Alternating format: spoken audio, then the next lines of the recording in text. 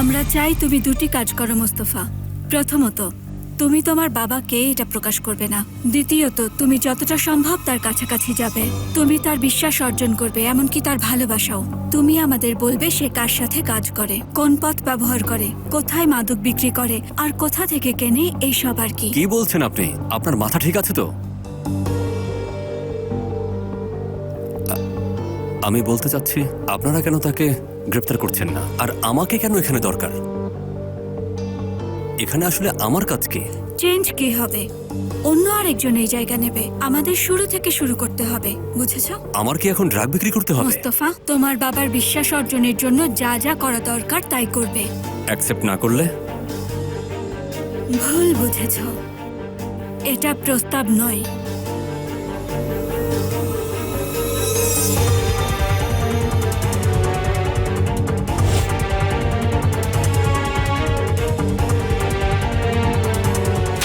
অ্যালবিনোকে হত্যা করার চেষ্টা করার সময় তুমি যাদের হত্যা করেছিলে, আর তোমার সাথে থাকা আয়েশা আর জুলফিকার এবং সেফেরকে খুঁজে বের করার সময় যে 2-3টি মৃতদেহ ফেলে এসেছিলে, আমরা সব জানি।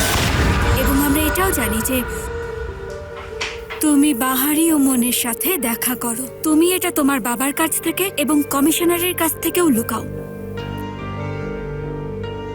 আমি সিরিয়াস মোস্তফা। তোমার বাবা আন্তর্জাতিক মাদক পাচারের অংশ এবং সে খুবই গুরুত্বপূর্ণ। মোস্তফা, আমরা এই পাচার সম্পর্কে জানতে চাই।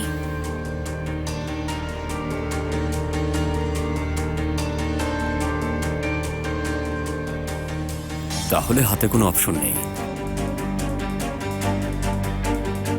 আমি কি একটা স্পোর্টস কার পাবো? হোয়াট? কোনো স্যুটকোট, ফাইন্যান্সিয়াল সাপোর্ট, লাঞ্চের টিকিটও পাবো না? হ্যাঁ, আগে কাজ শুরু করো, পরে দেখা যাবে। এই নম্বরে আমাকে পাবে। আর্জেন্ট না হলে কল করবে না।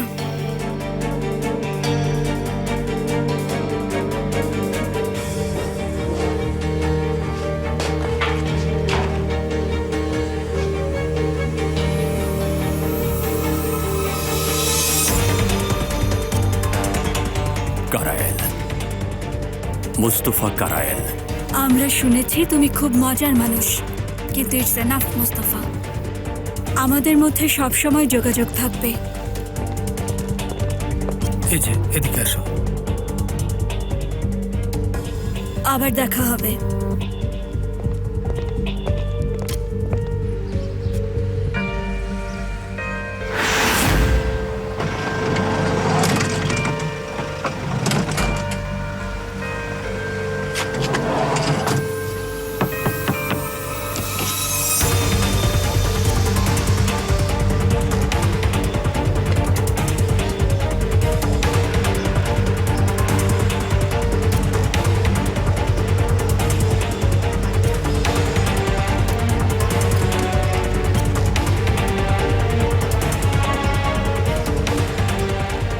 যাই হোক, তুমি যে আমাকে শক দেওয়ার কাজটা করেছো সেটা আমি ভুলবো না।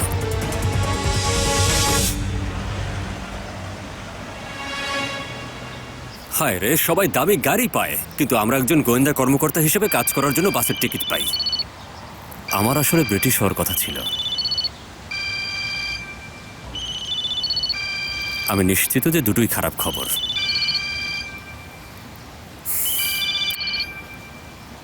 হ্যালো ভাইয়া, কি করছিলে? অ্যাটর্নির কাছে গিয়েছিলে? ফাইলগুলো দেখেছো? কিসের ফাইল, কিসের অ্যাটর্নি? আমার সাথে উল্টাপাল্টা ঘটনা ঘটছে আজকে। কি কি হয়েছে? তোমাকে পরে বলবো। রেবেকা আর একটা ফোনে ফোন দিচ্ছে, কলটা ধরে নিশ্চয়ই কোনো খারাপ খবর আছে। তুমি কি এখনো শোনোনি? কি শুনবো?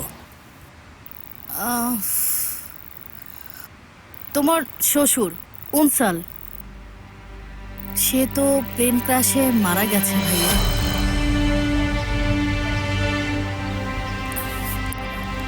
কি? আজ সকালে প্লেন ক্র্যাশ করেছে। তোমার শাশুড়িও তার সাথে ছিল। ওকে, ফোনটা রাখছি, রাখি।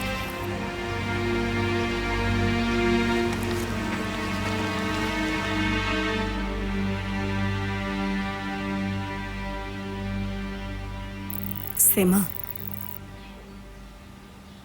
তোমার উপর রাগ করিনি। আমি শুধু জানতে চাচ্ছি যে কেন এমন করলে? আমি বলেছি তো,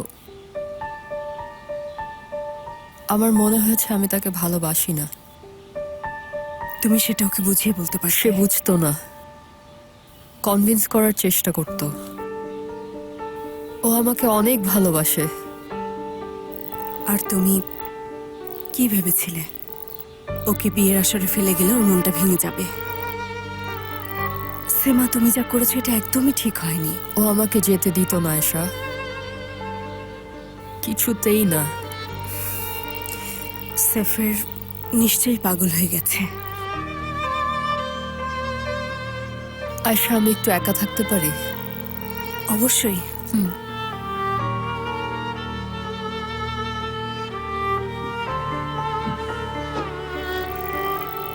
তোমার যখন ইচ্ছা করবে আমাকে কল করবে, ঠিক আছে?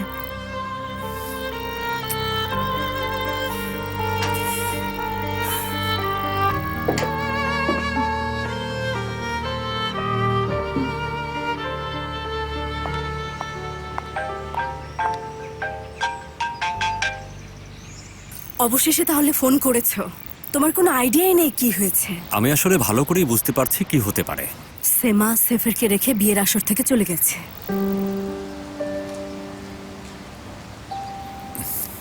আয়েশা রেবেকার বাবা মা দুজনেই মারা গেছে প্লেন ক্রাশে।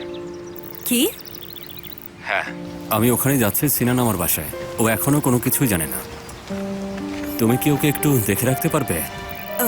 পারবো পারবো, আমি এখনই বাসে যাচ্ছি, তুমি চিন্তা করো না। Thank you Ayesha.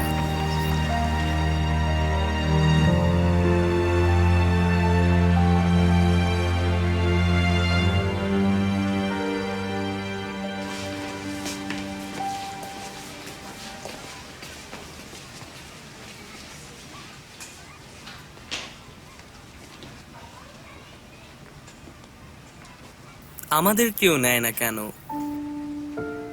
তাতে কি, যা হওয়ার তাই হবে। তোমার লজ্জা করে না? করে না। আমাদের জন্যও তো কারো লজ্জা লাগে না।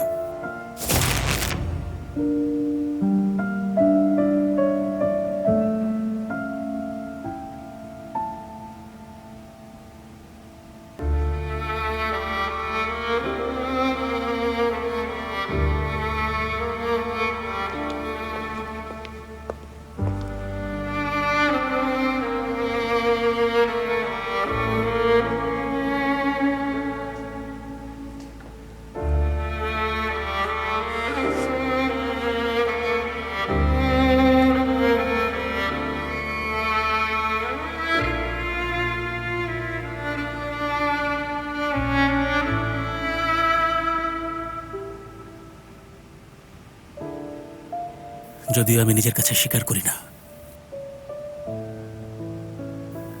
তবুও জানি আমি আমার সারাটা জীবন আশা করেই কাটিয়ে দিয়েছি। আমি আশা করেছিলাম যে আমার বাবা মা থাকবে, আমার একজন স্ত্রী থাকবে, এবং হয়তো সন্তানও থাকবে যাকে আমি ভালোবাসবো।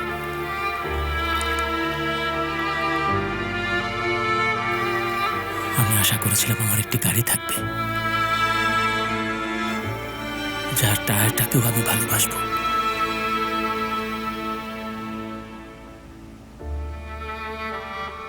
এখনো ভালোবাসতে পারো ভাই? না, আমরা যখন কাউকে ভালোবাসি সারা জীবনের জন্যই বাসি।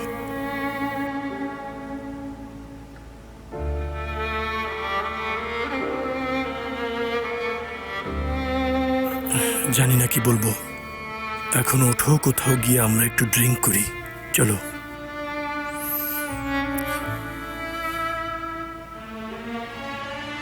আমাকে প্রমিস করো কাউকে খুব বেশি প্রশ্রয় দেবে না, কাউকে নিজের চেয়ে বেশি ভালোবাসবে না। বুঝতে পেরেছো? ভাই শান্ত হও। কোনো মেয়ে মানুষের চাকর হবে না কখনো, বুঝেছো? কোনো মেয়ের কোলে মাথা রেখে সবকিছু বলে দেবে না কখনো। কাউকে ভালোবাসবে না, কখনোই না। সেফের কি করছো? হ্যাঁ, এখানে এটা করো না, বাচ্চারা আছে। ওকে স্যার, ওকে।